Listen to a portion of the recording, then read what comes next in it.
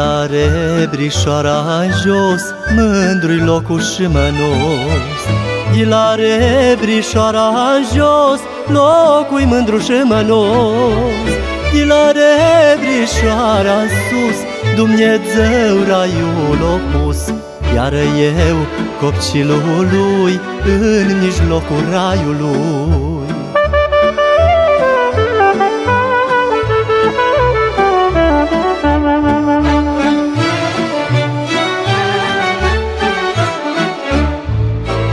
Doamne, cât-mi de dor, de casă și de ogor, de târnați și de cuptiori, și de oala cu groștiori. Ni dor de părinții mei, că-am crescut pe lângă ei. De-aș putea, m-aș duce în zbor, ca să mă stâmpăr de dor.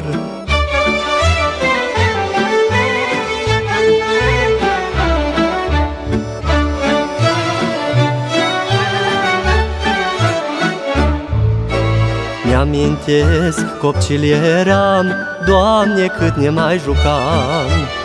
Să lăsa sara pe sat, noi vinem de la scăldat. Era plină ulișoara de copii din Rebrișoara, încă meșă și de sculți, Doamne, cât eram de mulți.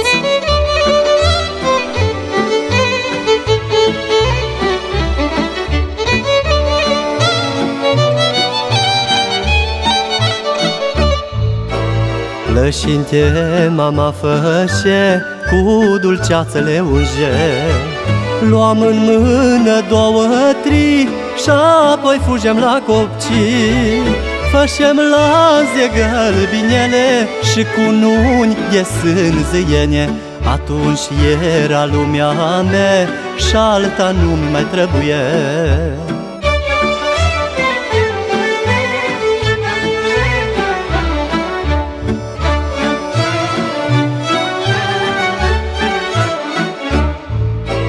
Iarna frigul și-l lăsa, dar nouă nu ne păsa, că nu ne mai dădem duș ziua de la săniuș. Și ninge prin Rebrișoara, de nu vedei ulișoara. Prin omăt ne tăvălem, nici o grijă nu avem.